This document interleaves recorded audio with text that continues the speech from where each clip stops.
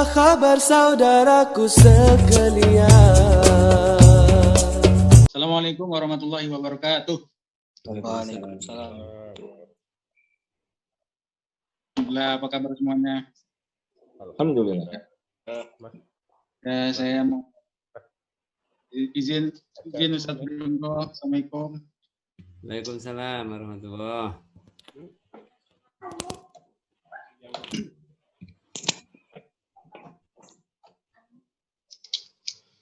أعوذ بالله من الشيطان الرجيم. بسم الله الرحمن الرحيم.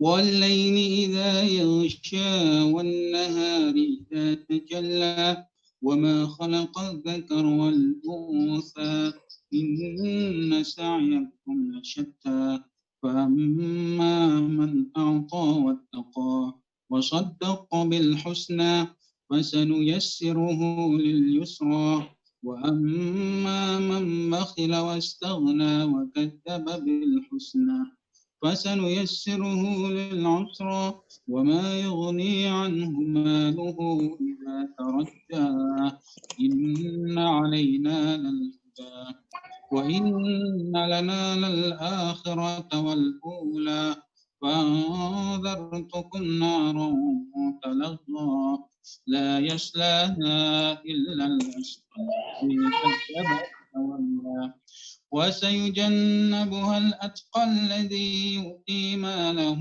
يتزكى وما لأحد عنده من نعمة تجزى إلا ابتغاء وجه ربه الأعلى ولسوف يرضى بسم الله الرحمن الرحيم والليل إذا سجى ما ودعك ربك وما قلى وللآخرة خير لك من الأولى ولسوف يعطيك ربك فترضى ألم يجدك يتيما فآوى ووجدك ضالا فهدى ووجدك عائلا فأغنى فأما اليتيم فلا تقهر وأما السائل تنهر وأما بنعمة ربك فحدث بسم الله الرحمن الرحيم ألم نشرح لك صدرك ووضعنا عنك وزرك الذي أنقض ظهرك لك ذكرك فإن مع العسر يسرا إن مع العسر يسرا إذا وإلى ربك فارغب صدق الله العظيم Wassalamualaikum warahmatullahi wabarakatuh. Waalaikumsalam warahmatullahi wabarakatuh.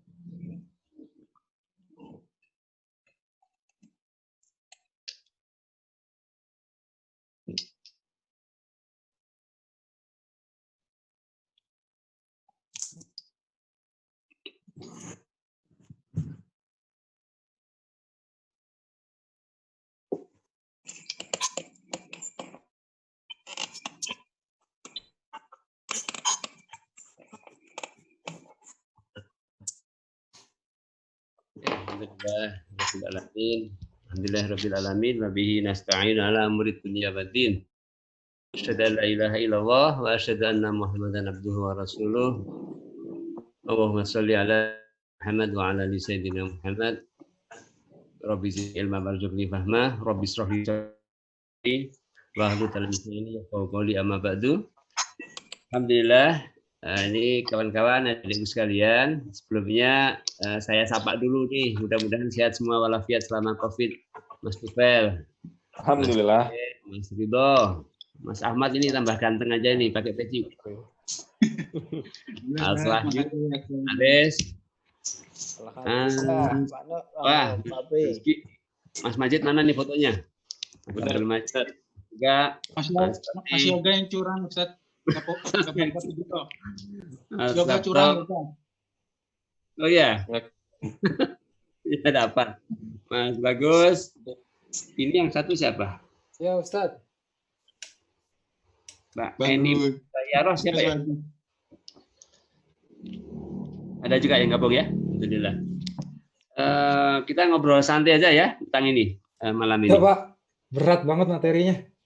Mas Ahmad, kita ada kita Zoom pakai berarti 40 menit berhenti ya?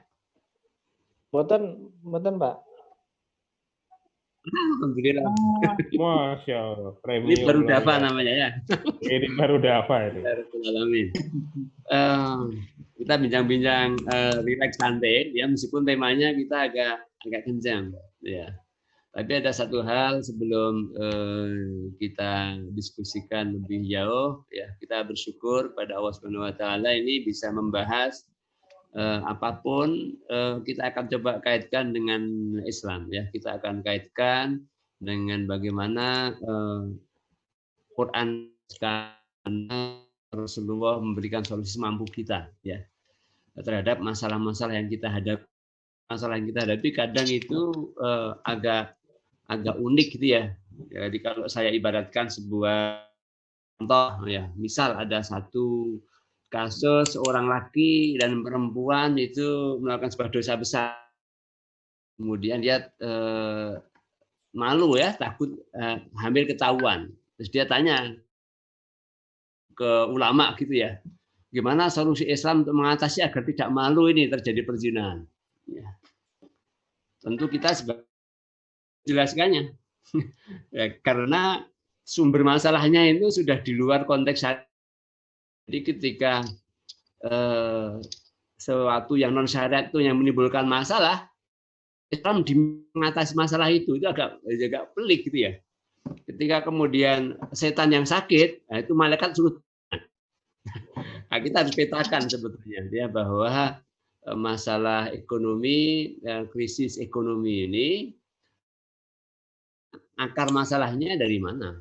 Ya, layak nggak kita ikut cawe-cawe ke sana? Ya. Selama ini kalau kita amati, misalkan solusi masyarakat itu ya sudah sebelum bayinya lahir dinikahkan aja biar ketahuan, kan status anaknya nggak jelas, ya berimbas kemana-mana. Ya, karena dari akarnya udah salah duluan. Nah, ketika Islam membantu menyelesaikan, jadi keliru gitu ya. Dengan tujuan yang tidak sesuai dengan Islam sendiri. Jadi tujuannya bukan menutup rasa malu mestinya, tapi menghindari menghindari dosa yang lebih jauh. Mestinya kan begitu ya, bukan rasa malu yang kemudian diutamakan.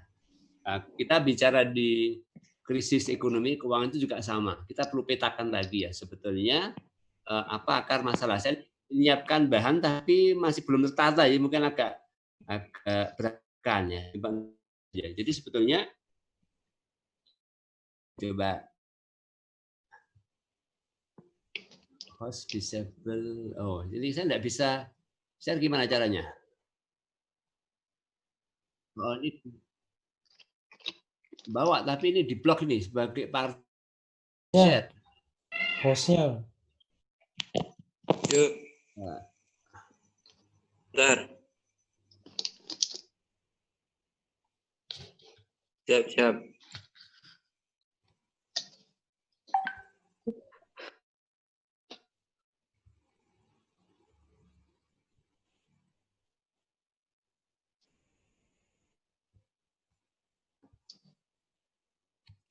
sambil cerita nih, sebetulnya dari setidaknya sejak teman-teman lahir dari berapa tahun 80 atau 7 sampai sekarang itu, orang Indonesia ini insya Allah tidak perlu khawatir karena sudah terbukti tahan krisis. Dari berbagai model krisis yang ada itu dengan jurusnya yang bervariasi itu ternyata survival kita itu sudah terbukti. Sehingga sebetulnya dibalik nanti kita bicarakan sebetulnya krisis kita ini mampu kita atasi atau tidak, kita tidak perlu pesimis ya dengan bekal pengalaman yang ada. Misalkan contoh sepele saja ya, dulu ketika awal COVID datang ini, masyarakat sudah mulai banyak ketakutan nanti akan kelangkaan masker gitu ya. Di awal COVID April tahun ini banyak masyarakat yang mulai menimbun masker. Ada yang menimbun obat-obat vitamin itu diborong gitu ya. Dan ternyata nggak lama kemudian kreasi warga negara kita ini cukup bagus. Nggak lama kemudian langsung harga masker yang dulu melejit cukup tinggi bisa turun drastis dengan kreativitas warga kita ini. Ini masih belum bisa share? Di mana share-nya, Tat? Saya dijadikan co-host saja, dimasukkan sebagai co-host bisa enggak? Oh, nggih, sebentar. Nah.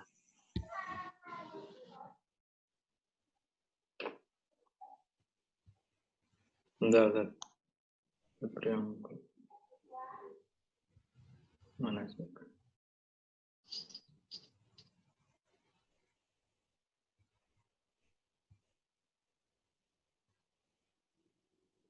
Sudah, saya coba. Oke, bisa.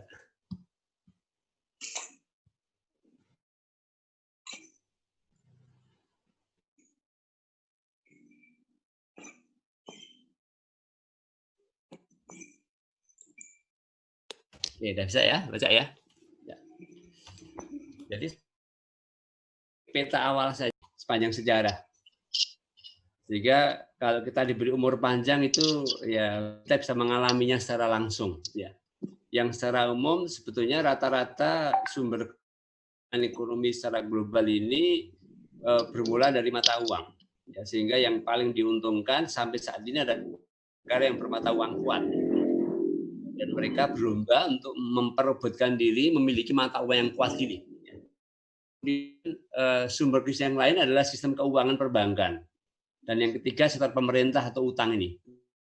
Dan kita selama pengalaman 30 tahun yang lalu ini kita mengalami dua hal. Yang pertama yaitu krisis 97 itu lebih karena perbankan. Kemudian krisis 2008 itu kita lebih gabungan antara currency. Jadi kita bersyukur untuk debt. Untuk utang kita sempat terselamatkan karena utang kita relatif tidak cukup dibandingkan dengan negara-negara lain, negara maju yang utangnya sangat lebih besar. Ya. Saya singkat saja ini tahun 97 itu sebetulnya titik asalnya kalau nanti kita bandingkan dengan COVID-nya di mana?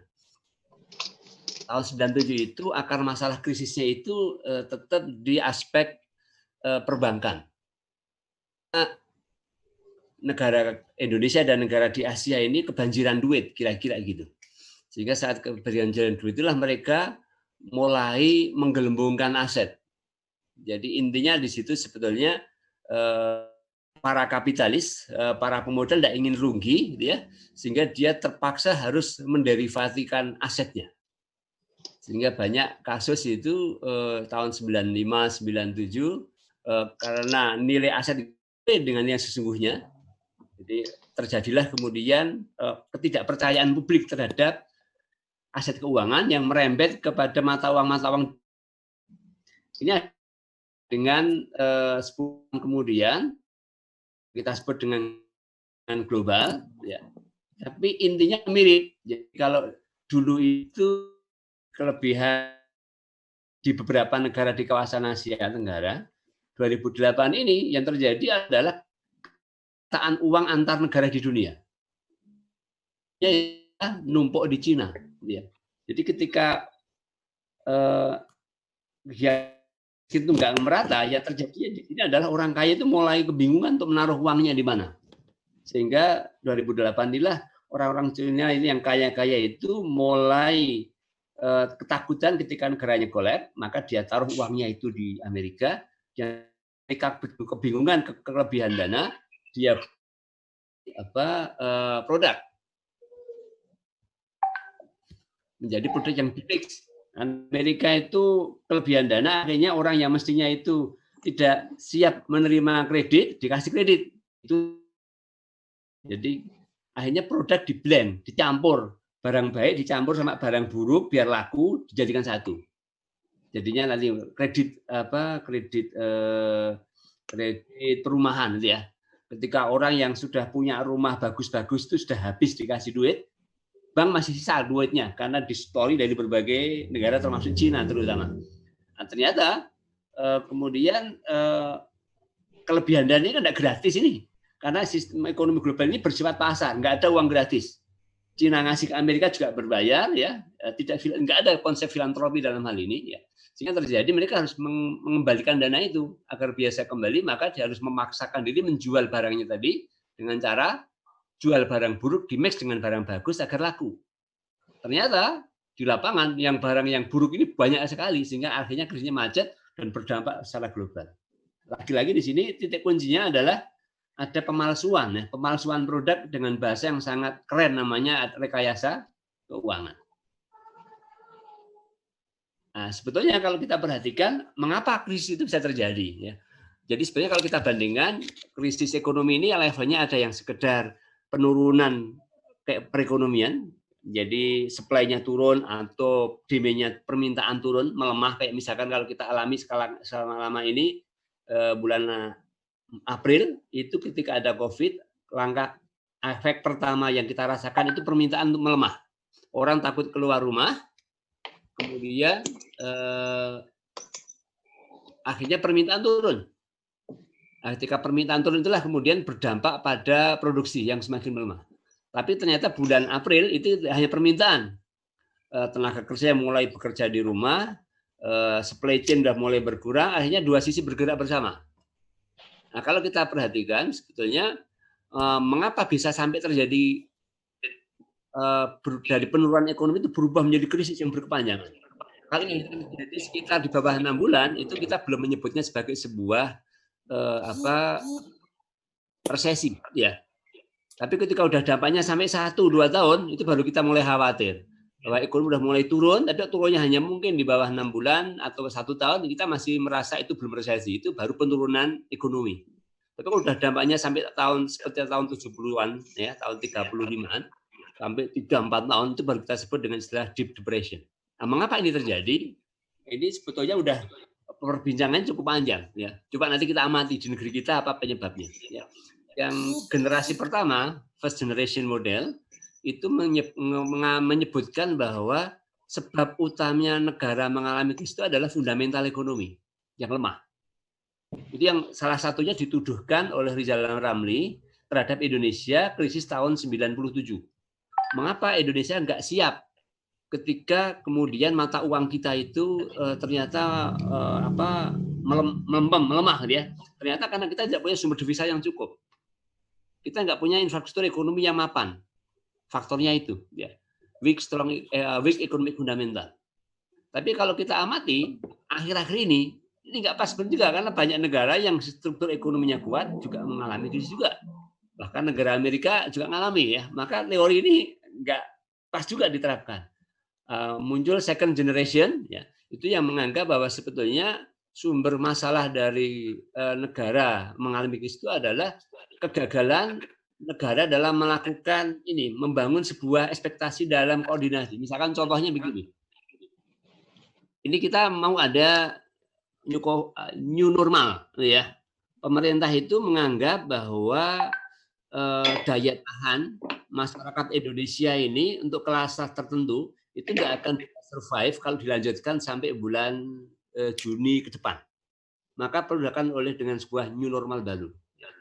Ketika new normal itu diumumkan beberapa saat sebelumnya, maka masyarakat akan punya ekspektasi. Harapannya gimana? Nah, kalau pemerintah salah membaca, maka akan gagallah perekonomian. Misalkan contohnya begini, dalam ekspektasi normal ini sebetulnya ekspektasi mayoritas masyarakat itu adalah Indonesia sudah aman dari COVID kah? Atau Indonesia dalam kondisi istilahnya ketidakmampuan mengatasi masalah. Nah, ketika masyarakat mayoritas itu sebut saja dia meyakini bahwa Indonesia sudah aman, pemerintah membolehkan, gitu ya.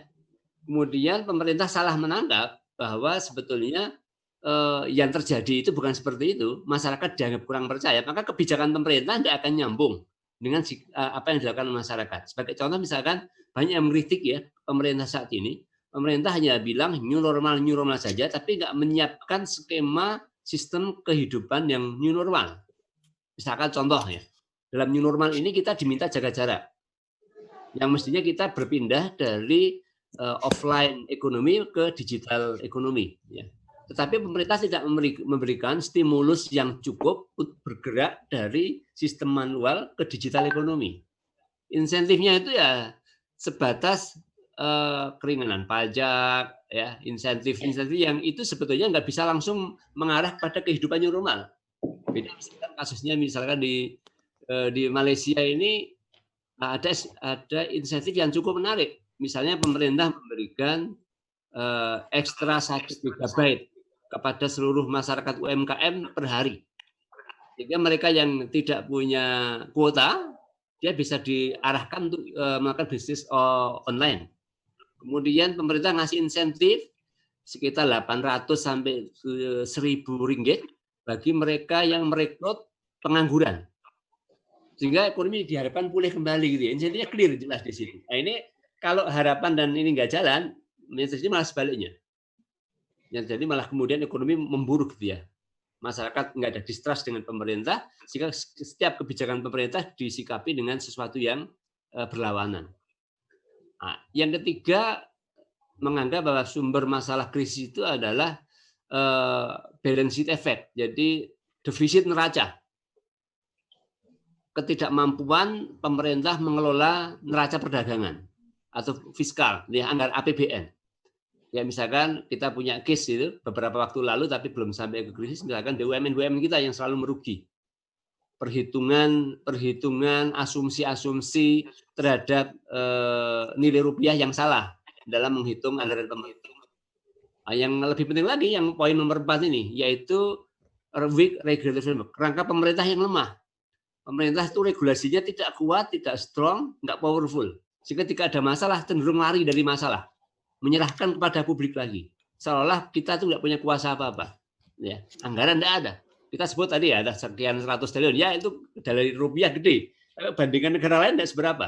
Ya, kalau kita bicara misalkan regulatory framework, ya, itu kalau kita perhatikan dalam aspek ekonomi, ya, sumber masalah yang sekarang COVID alami itu yang tertinggi kan di sektor pariwisata, ya.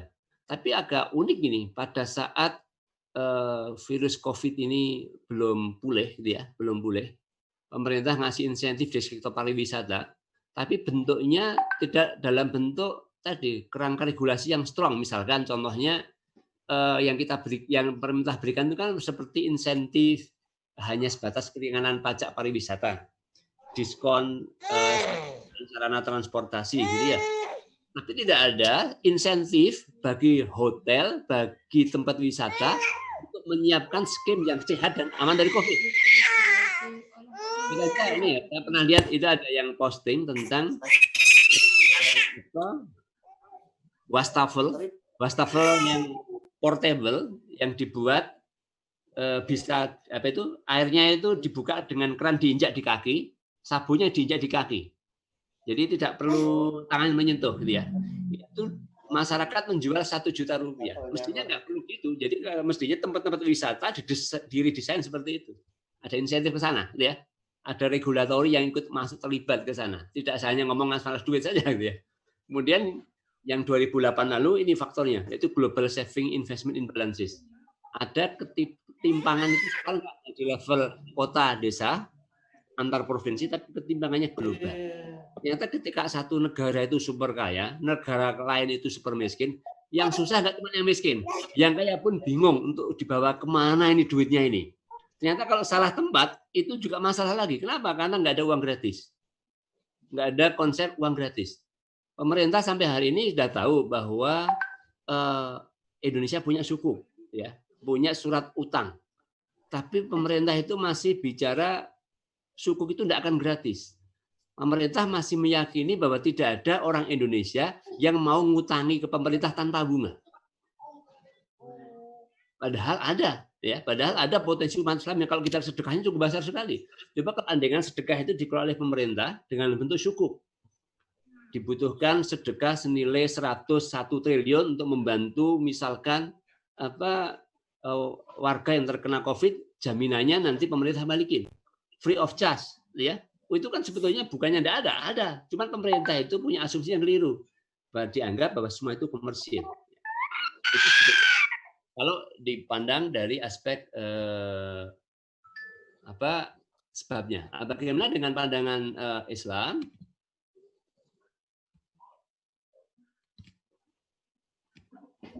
Jadi titik kuncinya kalau di dalam Islam itu sebetulnya tidak semua masalah yang ada di konvensional itu berarti kemudian salah, ya. Tapi ada hal penting, ya, yang harus kita garis bawahi. Yang pertama, sumber masalah ekonomi itu bisa berangkat dari sistem setani tadi, ya, yang kaitannya sama ini misalkan kalau ribawi kita semua udah mafhum, ya.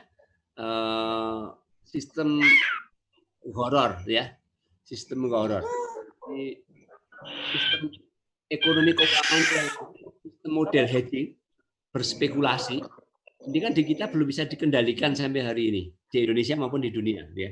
Yang membuat ekonomi menjadi nggak jelas. Sebut saja beberapa tahun yang lalu pemerintah itu memberikan pengampunan pajak karena disinyalir banyak orang Indonesia kaya itu naruh uangnya di luar negeri, akhirnya dibebaskan pajaknya.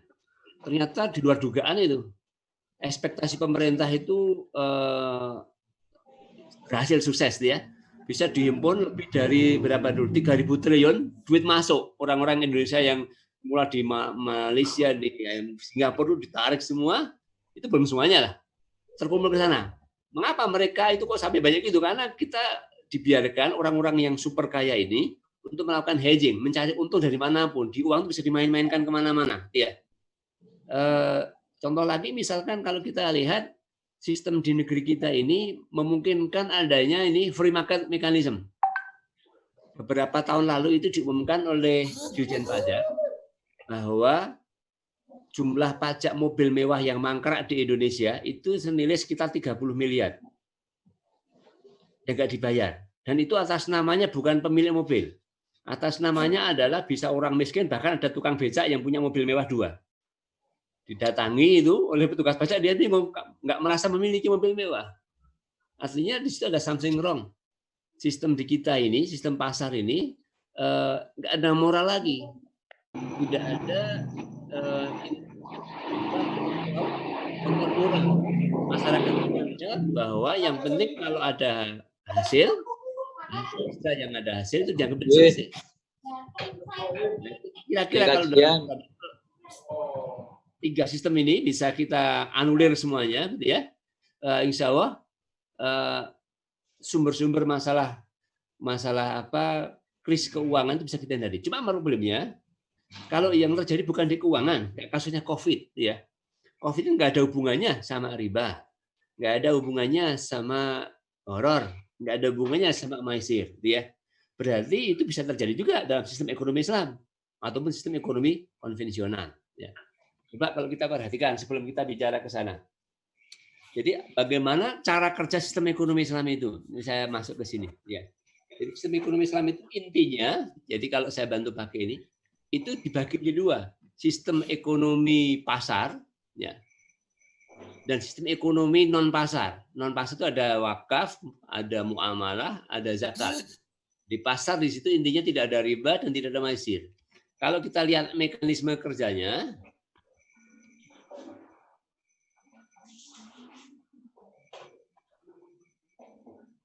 jadi sistem ekonomi Islam dengan konvensional itu berbeda dua titik ini. Titik pertama yang warna kuning-kuning ini menunjukkan sistem pasar. Ada investasi, ada konsumsi, ada peran pemerintah, ya.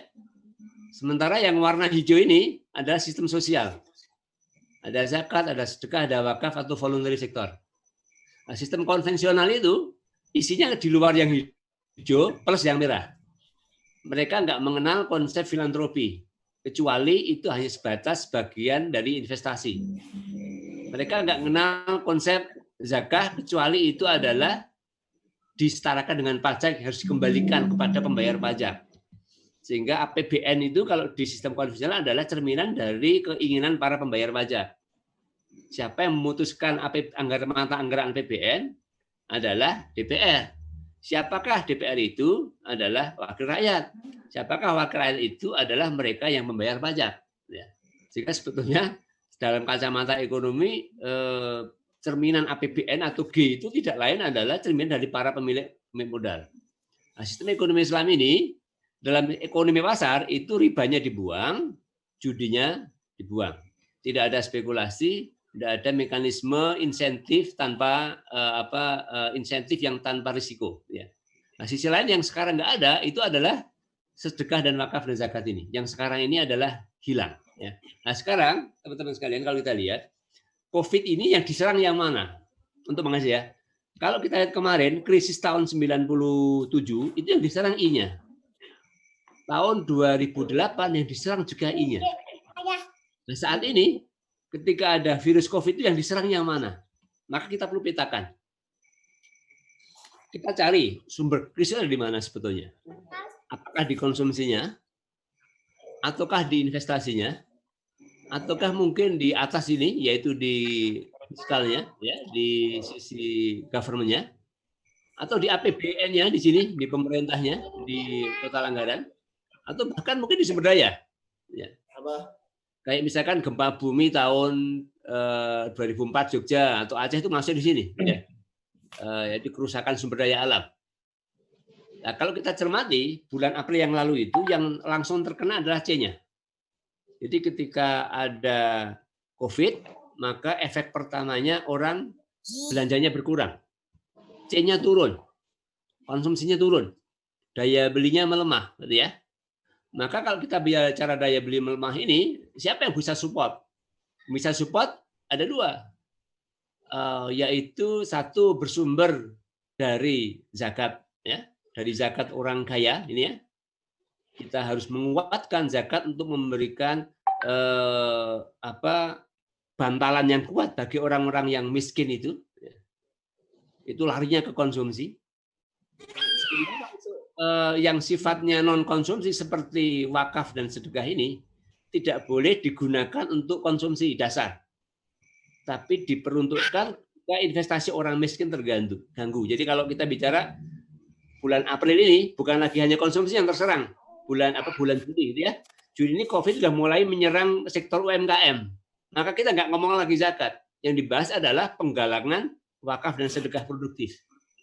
Bagaimana wakaf bukan hanya lari ke masjid saja, tapi kita gerakkan wakaf untuk misalkan membangun rumah produksi UMKM, sektor ke sana. Jadi kalau nanti teman-teman lihat berbagai para ahli ekonomi itu dia larinya ketika kemudian bagaimana cara atasi COVID ini kan rata-rata yang dibahas dua ini.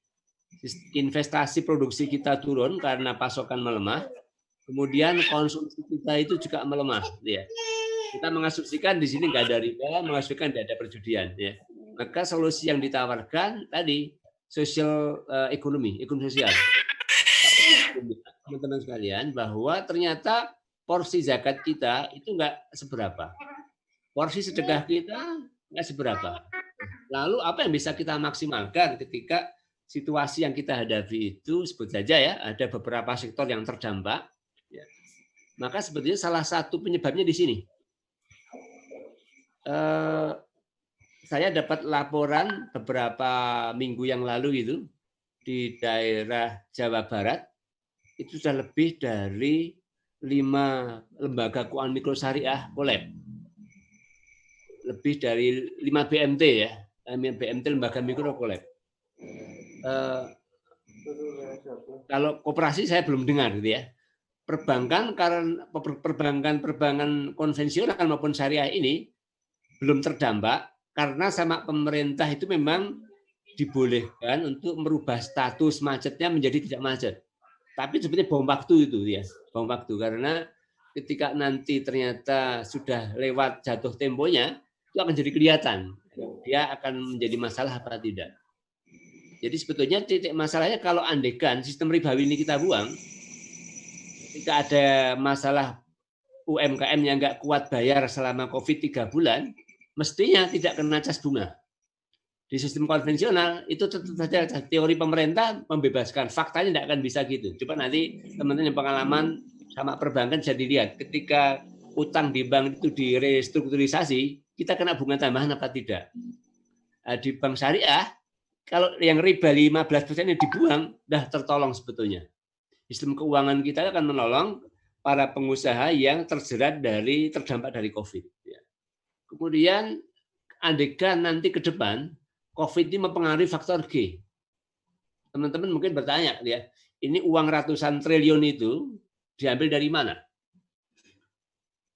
Andekan itu diambil dari utang, ya, kemudian akan mempengaruhi kinerja dari APBN kita. Berarti mestinya agar nggak terganggu ada realokasi anggaran perubahan. Bukan menambah defisit. Cuma problemnya kita ini adalah negara kita ini kan negara hukum katanya, ya. Sehingga selama nggak melanggar hukum sah-sah saja. Di hukum kita ini kan ada kesepakatan selama APBN kita itu defisitnya masih di angka 3%, aman. Kalau belum nyampe 3 ya enggak apa-apa, dibuat 3 dulu, ya. Dibuat 3 dulu, ditambahkan kemudian baru setelah itu kita berpikir kemudian. Maka sebetulnya titik kuncinya di sini. Kita akan mencari titik awali. Nah, harapan kita akan mengganggu sampai balance of payment, ya. Sehingga selama 2 bulan terakhir ini kita baru terganggu konsumsi dan investasinya.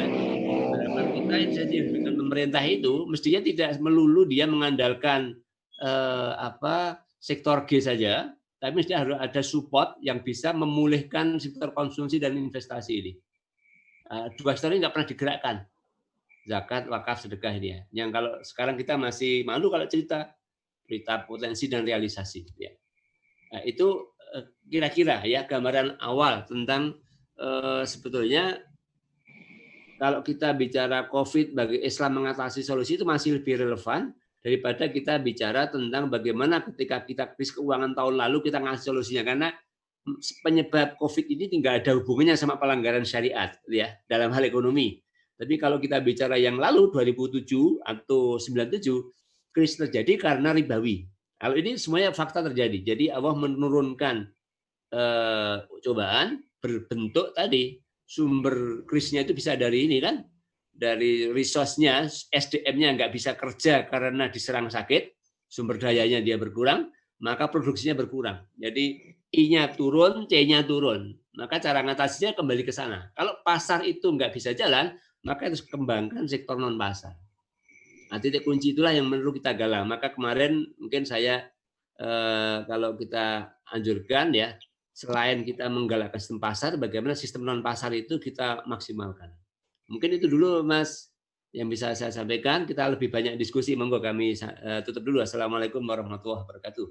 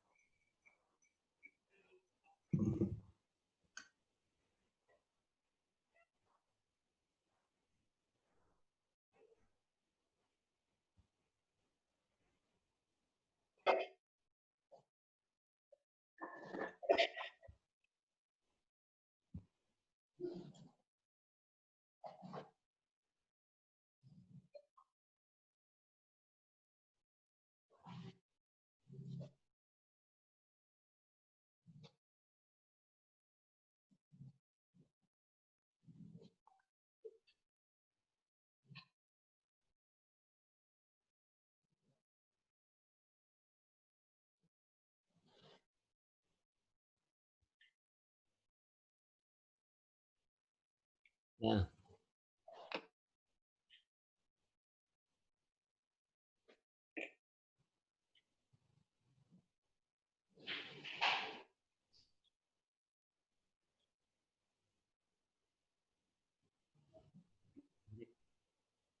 saya pengen dengar dari para praktisi ini, coba gimana? Ya.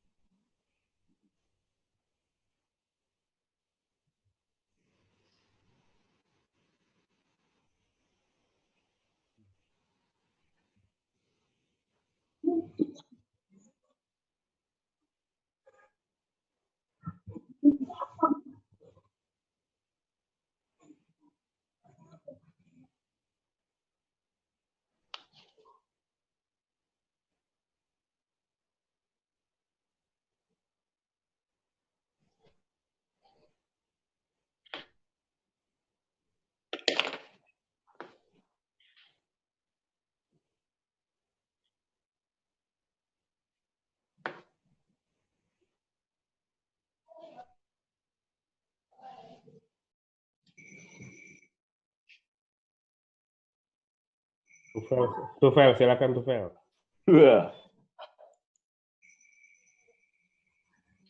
Sebenarnya kalau saya lihat sebagai praktisi ya, pemilik klinik dan perusahaan IT itu, saya tuh lebih kemarin ketika kita terdampak dari COVID langsung menghantam, jujur pemasukan semuanya berkurang, hampir 90%.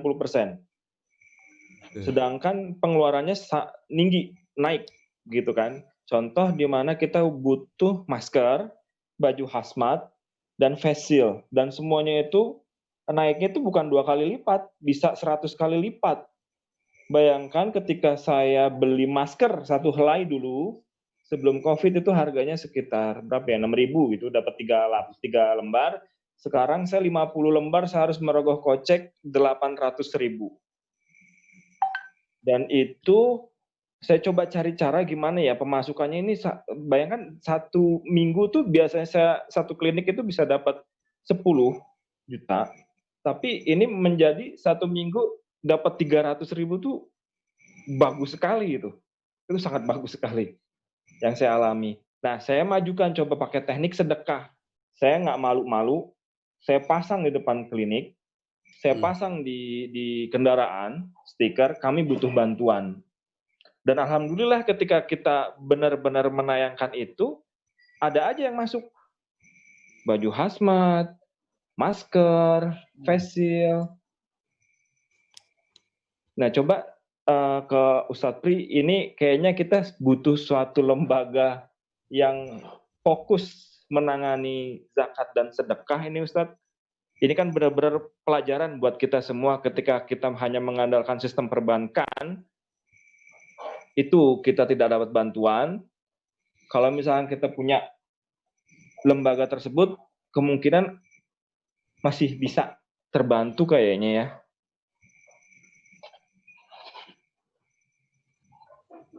Baik Ustadz, itu aja. Terima kasih Mas Tufel. Ada yang lain sharing? Saya punya pengalaman sharing di dunia yang paling terdampak ya. Kebetulan saya lagi mulai juga bisnis di sektor pariwisata. Itu di extra bed, rental extra bed. Jadi ketika ini saya amati kawan-kawan di dunia perhotelan ini, ketika ada COVID ini dampak langsungnya di customer. Tingkat okupasi hotel ini rata-rata turun dari sekitar 90% ke angka 2-5%. Habis, ya. Masukan habis, pengeluarannya nggak bisa ditahan. Maka beberapa langkah yang dilakukan itu diantaranya mereka melakukan diversifikasi produk untuk bertahan ya. Ada yang misalkan hotel itu beralih profesi dari menjamu tamu bergeser mengembangkan bisnis kantin kulinernya. keahlian di Mr. Chef-nya itu dikembangkan. Jadi yang dihidupkan dapurnya, ya. Tapi agak telak juga ini, nggak bisa mengimbangi return sebelumnya. Ya. Yang tadi disampaikan oleh Mas Tufel ini saya kira cukup menarik, gitu ya. Karena sebetulnya memang ada yang namanya social investor, yaitu para investor yang berburu, yang dia buru itu bukan return material, tapi return sosial. Dia nggak hanya Islam, non-Islam pun banyak, gitu ya. Kita sering jumpai ketika kita itu membuat sebuah amal sosial, itu yang nyumbang nggak hanya orang Islam. Yang dia itu adalah return sosialnya. Maka sebetulnya ini menjadi peluang, ya. Jadi misalkan contoh tadi Mas Tufel itu ya, itu baru cerita kami butuh bantuan, ya. Tapi andaikan itu didiskus lebih detail lagi tentang apa yang sudah kami lakukan. Misalkan perusahaan Mas Tufel cerita bahwa selama ini kami melayani siapa, kami melayani masyarakat di daerah sini, bentuknya pelayanan kesehatan, gitu kan? Pasti para investor akan semakin berbondong-bondong. Nah, itu sebetulnya sekarang sudah dikembangkan dalam bentuk yang namanya sistem financial technology yang berbentuk kayak semacam urun dana. Kita sebut dengan istilah crowdfunding. Ya. Mungkin kalau pernah lihat di urun dana, gandeng tangan, itu kalau coba nanti teman-teman klik gitu ya, isinya proyek sosial. Ini ada saya mau punya proyek sosial pengeboran sumur di Gunung Kidul. Atau saya punya proyek bantu orang miskin, dananya sekian. Itu orang ternyata udah banyak mau invest dalam bentuk tadi, infak, zakat, sedekah. Nah, ini memang belum banyak dikembangkan. Saya mengajak kawan-kawan di misalnya ya yang BMT untuk membuat financial technology, fintech ini belum banyak yang siap. Padahal itu potensinya cukup besar. Jadi kalau teman-teman amati itu pelaku fintech di Indonesia ini ada sekitar 128. 128 itu yang syariah itu 13. Yang 13 itu yang berizin baru 2. Dari 2 itu yang murni syariah baru 1. Jadi potensinya besar, tapi belum kita kerjakan. Jadi kalau teman-teman dari alumni ini mau menggagas ke sana, saya kira itu peluang cukup bagus ya. Ada etis, fintech. Coba nanti Anda teman-teman lihat ada Wasantara ya. Jogja itu ada beberapa bisnis yang cukup populer. Itu kayak misalnya apa ini nasi uduk Palagan ya. Itu salah satu kliennya dari santara.co.id dengan sistem tadi. Itu ketika dia butuh dana 1 miliar itu enggak nyampe waktu 1 bulan terpenuhi dengan dana yang masuk ada. Skemnya tidak harus sosial ini, skemnya adalah interest free, tidak pakai bunga, tapi pakai skim bagi hasil. Dia nggak pakai nama syariah, dia pakai namanya bagi hasil. Jadi perusahaan penyedia jaringan hanya dapat fee, nanti sharingnya langsung dikirimkan dari bisnis nasi uduk Palagan ke masing-masing investor. Sebetulnya peluang besar ya di setengah COVID ini kan banyak orang punya duitnya kecil, ditaruh di perbankan nggak dapat apa-apa, didiamkan di rumah nganggur, gitu kan? Nah, ini bisa dimanfaatkan untuk skim-skim yang kira-kira memang cukup survive ya. Memang tidak semua kemudian bisa yang nggak survive kita nggak bisa pakai dana komersial ini. Kita pengembangan yang tadi Mas Tufel sampaikan, kita pakai dana zakat, infak dan wakaf. Nah, saya sendiri meyakini ini bahwa sebetulnya Allah menciptakan wakaf, infak dan zakat itu karena tiganya punya fungsi yang berbeda. Jadi zakat itu untuk kalau kita sebut sebagai safety net, sebagai penopang kebutuhan dasar. Sementara untuk kepentingan produktivitas itu harus kita galakkan yang bukan zakat, infak dan wakafnya tadi. Maka saya tunggu sharing yang lain. Saya mungkin kalau boleh. Boleh. Kebetulan kalau saya sendiri kan salah satu di grup Astra nih, teman-teman kayak kemarin memang gini, harusnya sih memang salah satu terkait dengan selain zakat, infak, zifwaf lah kayak gitu ya. Salah satunya memang harusnya sih pemerintah sendiri menegaskan adanya kewajiban karena kan charity harus khususnya selain dari regulasi yang terkait dengan tadi ya, charity dari masing-masing perusahaan itu memang harus ditegaskan sih sebenarnya gitu. Karena memang kayak kemarin terakhir kita di Astra sendiri misalnya di masa-masa pandemi itu kan misalnya kayak jor-joran juga sih untuk kalau tadi kan kalau dari segi syariahnya mungkin lagi terkait dengan itu ya. Kalau orang sedekah, kalau orang zakat, kalau orang wakaf itu kan pasti rezekinya tambah banyak gitu ya. Nah, harusnya dari segi regulasi pemerintah sendiri memang menguatkan dari segi sebenarnya undang-undangnya ada tentang CSR itu sendiri gitu. Sehingga nanti memang kewajiban-kewajiban untuk perusahaan terkait dengan CSR itu juga harusnya menopang dari segi kondisi yang seperti ini. Kedua, saya melihatnya begini, mungkin perlu ada di servisi saya gini ya, diversifikasi dari wakaf itu sendiri, contoh gitu ya, apakah memang dimungkinkan misalnya ada wakaf APD atau wakaf apa misalnya gitu. Mungkin nggak sebenarnya Islam sendiri itu mendiversifikasi dari kalau ada wakaf tunai kita dengan ada wakaf buat masjid segala macam, mungkin nggak ada wakaf dengan dari segi misalnya dari ulamanya sendiri mendiversifikasi itu gitu. Ketiga itu terkait dengan misalnya ini kan kaitannya dengan kalau zakat sendiri kan kalau yang saya pahami selama ini kan orang itu enggak dia itu ada kayak lead time bahwa harus tahun misalnya gitu kan ya, dan memang bisa jadi orang-orang yang punya kitab untuk tahun itu enggak banyak gitu. Apakah mungkin sebenarnya zakat dari segi diversifikasi juga bisa dimungkinkan?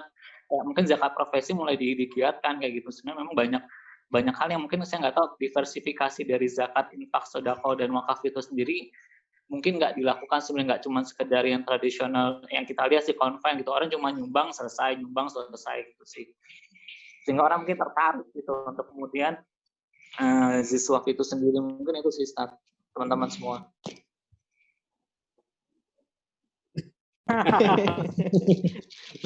Otomatis tuh zakat langsung dapat cashback loh Mas. Gimana itu Mas Aris? Cashbacknya nanti Pak di akhirat.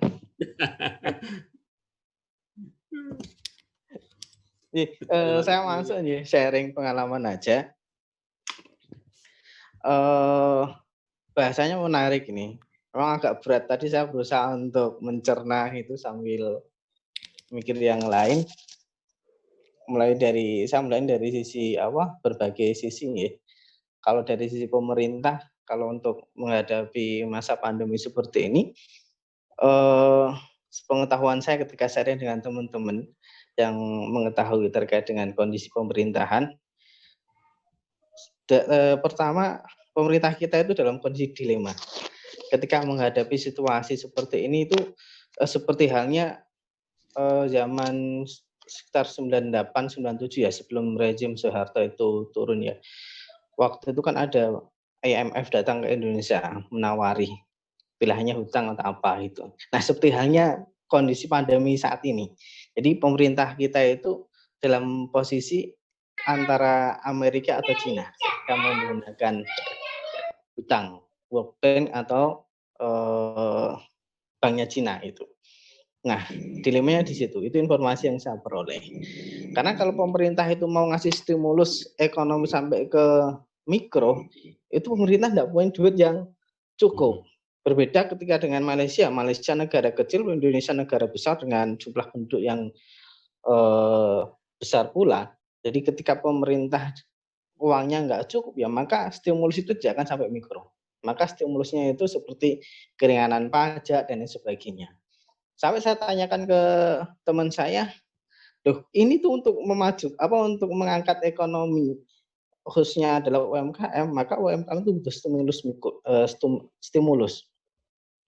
Nah, kendalanya ada di situ. Nah, buktinya itu ada di DIY. Saya pakai case-nya DIY ya. Kebetulan saya lagi aktif di Dinkop, Dinas Koperasi dan UMKM DIY. Dinkop itu untuk memberi stimulus kepada UMKM ada di DIY, itu mengeluarkan program namanya free ongkir untuk UMKM. Jadi UMKM itu didata melalui program namanya program Sibakul, yang sudah masuk ke program Sibakul itu nanti ketika ada pembelian secara online, itu mereka nanti dapat istilahnya cashback-nya adalah free ongkir. Jadi UMKM itu tidak perlu konsumen tidak perlu mengeluarkan biaya tambahan untuk masalah ongkir pengiriman barangnya. Jadi ongkirnya itu sudah ditanggung oleh UMKM. Nah, ini cara pemerintah DIY melalui Dinas Koperasi UMKM memberi stimulus kepada UMKM yang ada di DIY. Dan itu pun tidak mencakup semua UMKM yang ada di DIY gitu. Karena gini, ketika saya tanya, duitnya nggak cukup ya Mas gitu. Kita ini aja nggak tahu apakah bulan depan itu masih bisa melakukan program ini atau enggak. Artinya apa? Membuktikan bahwa kalau dari sisi pemerintahan ketika mau memberi stimulus sampai ke kelas bawah ekonomi mikro itu enggak kuat. Itu. Terus yang kedua dari sisi konsep Jiswaf tadi ini yang menarik. Kalau saya memberi istilahnya itu sebagai social enterprise atau social entrepreneur. Kebetulan saya pengalaman waktu itu diajak oleh Pak Priyongko untuk melakukan kajian terkait dengan BMT yang salah satu BMT yang ada di daerah Pati dan BMT Sidogiri. Nah, saya mengambil pelajaran dari prakteknya BMT yang di Pati itu, dia besar itu karena sociopreneurship-nya. Jadi BMT ini besar, tumbuh sampai memiliki aset yang luar biasa besar, sampai bisa membangun rumah sakit dan memiliki beberapa unit bisnis itu diawali dari sodakoh. Jadi pengumpulan sodakohnya dulu, jiswafnya dulu yang dikembangkan, kemudian baru terbentuk BMT. Nah, ini yang menarik ketika dalam masa pandemik ini, ketika jiswaf ini jalan, maka persoalan di masyarakat itu akan berkurang. Artinya jiswaf ini mampu mengurangi permasalahan ekonomi yang dihadapi oleh masyarakat bawah. Itu bukti dari implementasi jiswaf yang dilakukan oleh BMT tersebut. Jadi BMT itu besar karena jiswafnya, bukan BMT itu besar karena banyak nasabahnya, bukan, tapi karena jiswafnya. Sampai mendirikan rumah sakit, sampai mendirikan beberapa toko dan lain sebagainya. Dan konsepnya itu sangat menarik. Begitu pula yang dilakukan oleh Sidogiri. Nah, Sidogiri itu dalam mengangkat masyarakat kecil, konsepnya itu ketika memberi hutang, dia itu membayarnya sekian bulan ditambah plus nabung cicilannya. Jadi katakanlah hutangnya 300.000, maka nanti dia katakanlah mengasurnya itu per hari 10.000, nanti ditambah 3.000 dan 3.000 itu sebagai tabungannya dan itu tidak boleh diambil. Tabungan itu akan diambil atau diberikan ketika angsurannya atau proses pembayaran hutangnya itu selesai, dan itu mereka tidak mengambil istilahnya margin untuk kelas-kelas tertentu, tapi dari tabungan tadi itulah yang diputar oleh BMT Sidogiri, sehingga Sidogiri memperoleh keuntungan dari situ, dan Sidogiri memiliki beberapa unit-unit usaha yang lain. Nah, itu perkembangan dari konsep jiswaf yang dilakukan oleh BMT yang ada di Pati maupun BMT Sidogiri. Nah, untuk kasus pandemi ini menarik lagi, kalau di Jogja itu ada namanya Jogja Tetulung. Nah, ini konsepnya itu kayak menggunakan produk atau membeli produknya tetangga gitu. Kalau di Jawa Tengah itu ada namanya program Jogotongo. Jadi membeli produknya tetangga gitu. Nah, Jogja Tetulung ini menolong para UMKM atau siapapun yang memiliki produk yang mana mereka kesulitan untuk memasarkan. Contoh kasusnya itu di Kulon Progo ketika ada seorang yang tambaknya panen ikan nila sekian ton, mereka kesulitan untuk menjual. Nah, itu dibantu oleh Jogja Tetulung dan akhirnya ikan itu terjual. Terus kemarin saya dapat share-sharean juga, yaitu terkait dengan produk pertanian. Jadi melalui Jogja Tertulung itu siapa yang membutuhkan bisa menghubungi Jogja Tertulung. Artinya UMKM itu merasa terbantu kan dengan adanya program-program seperti ini. Nah, terkait implementasi ZISWAF itu sudah menurut saya sudah sudah ada disertifikasinya ya. Jadi implementasinya sekarang orang zakat tidak cuma berupa ketika orang zakat atau sedekah tidak cuma berupa uang ya. Nah, di masa pandemi ini pengusaha-pengusaha yang ada di Jogja itu mereka berbondong-bondong mengumpulkan donasi, dan ada pengusaha juga yang mereka zakatnya itu bentuknya sedekahnya bentuknya langsung masker, terus APD dan seterusnya yang disumbangkan ke rumah sakit dan ke orang-orang yang membutuhkan. Artinya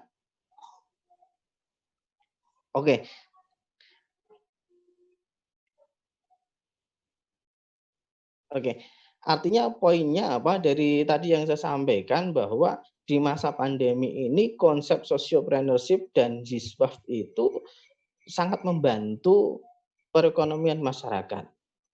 Jadi dengan pengalaman yang ada, baik yang dilakukan Mesido Kiri maupun BMT yang ada di wilayah Pati itu, maupun pengusaha-pengusaha yang ada di Jogja melalui Kadin, itu bisa membantu ekonomi masyarakat, gitu, termasuk UMKM yang tidak tersentuh oleh program pemerintah. Nah, itu sharingnya seperti itu kalau yang saya ketahui. Terima kasih.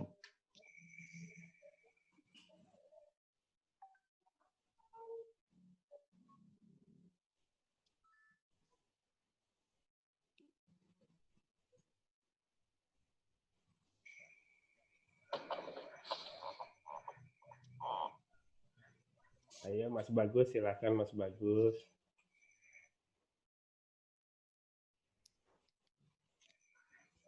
Oke. Game sharing aja kali ya.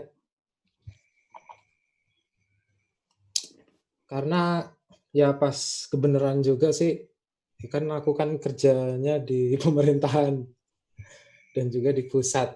Jadi aku paling nyampein masalah yang sering ditemuin biasanya kalau ketemu langsung sama orang-orang, apalagi di masyarakat bawah. Yang pertama itu, kemarin karena waktu awalnya kan pertama kali gabung di grup WA yang diundang sama Agung itu kan ada dibahas masalah BMT.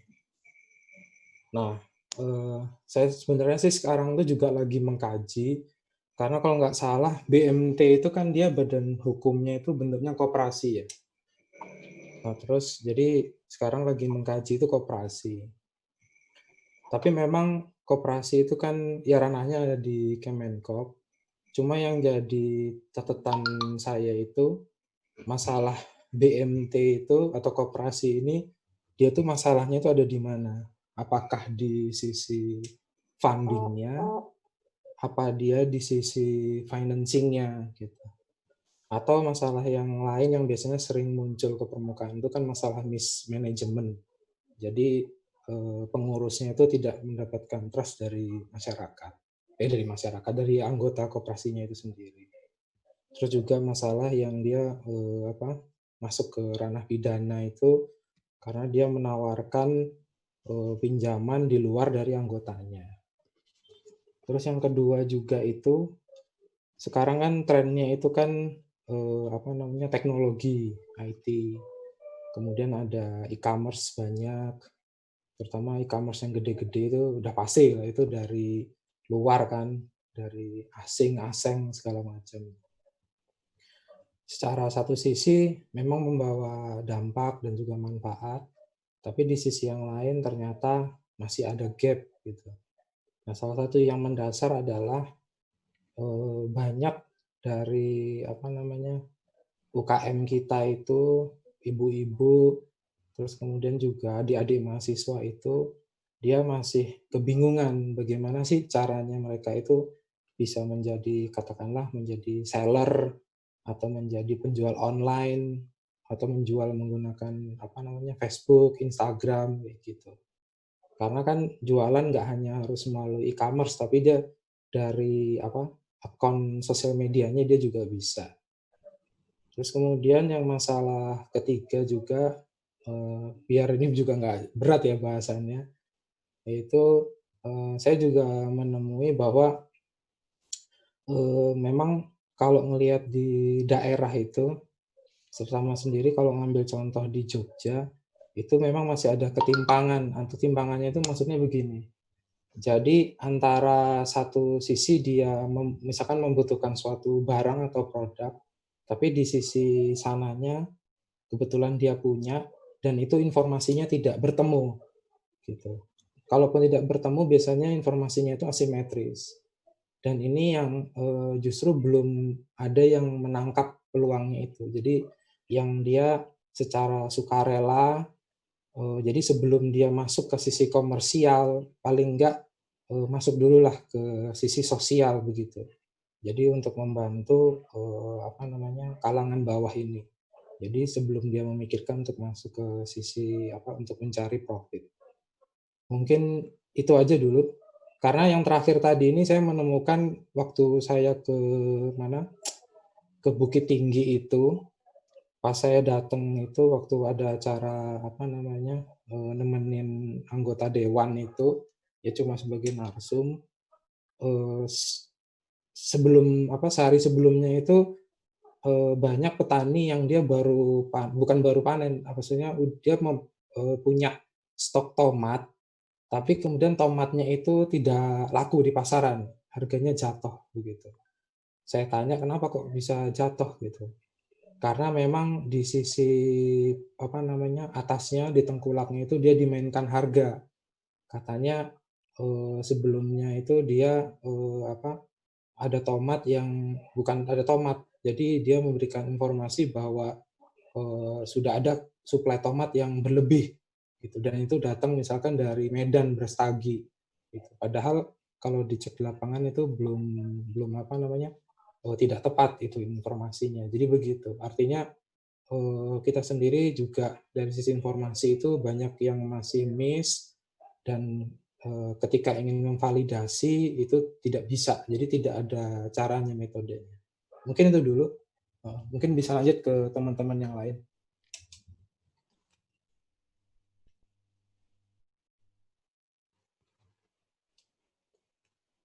Izin, Mas. Assalamualaikum. Boleh? Baik, terima kasih. Assalamualaikum warahmatullahi wabarakatuh, teman-teman, Sapri. Iya, izin mohon maaf ini di Papua Barat 10 menit lagi jam 11. Iya, saya memang kalau saya sudah janji, karena terus terang saya tiap hari juga kerjanya begini, nge-zoom terus saya. Kadang dari jam 10 pagi sampai jam 6 sore nge-zoom. Karena sekarang harusnya saya di Klatim ini di Bogor. Tapi karena bandaranya lockdown, mau tidak mau sekarang nge-zoom tiap hari, Pak. Iya. Saya nggak akan bahas itu, Pak, tadi terlalu makro ya. Tadi apa sudah ada yang lebih pakarnya, ada Ustadz Priyonggo. Karena saya sama dengan Mas Bagus, saya orang pemerintahan juga. Jadi saya lebih ke sisi praktis pemerintahan saja menanggapi COVID gitu saja, Pak. Tadi saya tertarik bahasan dari Ustadz Priyonggo, tapi di akhir-akhir tentang offline ekonomi atau manual bermigrasi ke digital ekonomi. Dari segi pemerintahan memang itu sudah direncanakan, Pak. Tapi bukan jangka waktu dekat. Tapi karena sejak ada COVID ini, mau tidak mau yang tidak direncanakan dalam waktu dekat, mau tidak mau dilaksanakan, harus dilaksanakan dalam waktu dekat. Artinya apa? Mau tidak mau dari ekonomi yang tadinya offline atau manual, sekarang harus mau tidak mau digenjot menjadi ke digital ekonomi. Itu betul sekali. Sebagai contoh,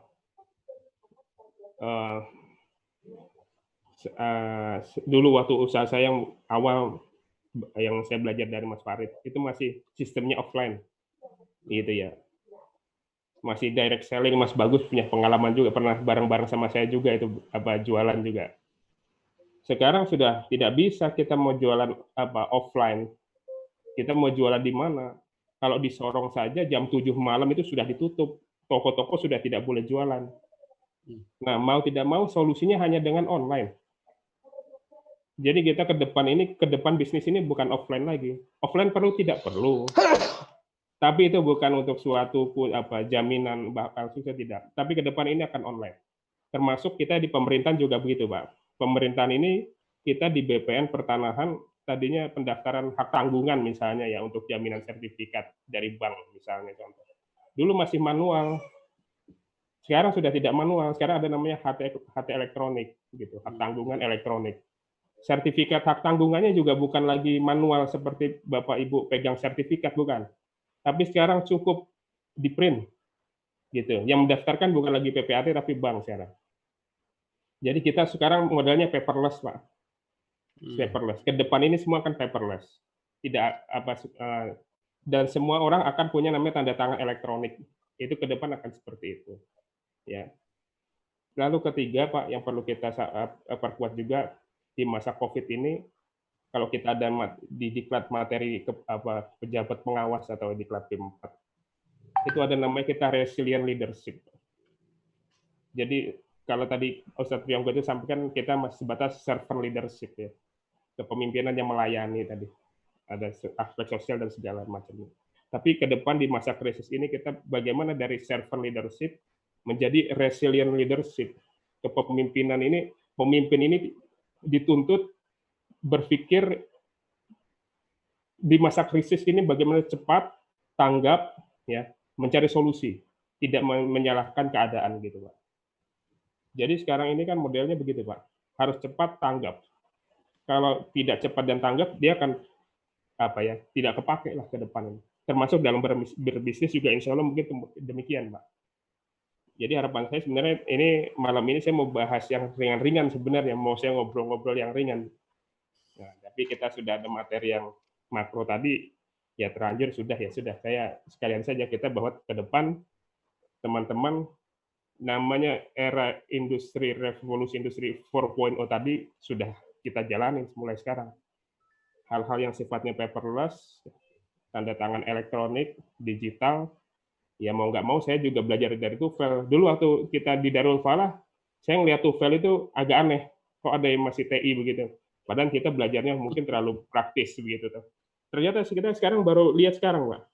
Oh, ternyata orang-orang yang kayak TUFEL ini yang sekarang istilahnya kepake di masa-masa sekarang ini. Makanya saya bilang, ya mau nggak mau kita juga belajar lagi yang tadinya kita belajar buka-buka hukum, buku-buku, kitab-kitab undang-undang, sekarang mau tidak mau belajar ya dunia digital lah sedikit lah, bagaimana paling nggak kita bikin akun itu harus bisa kan, kurang lebih begitu. Kita Zoom ini juga bagian dari revolusi industri, Pak.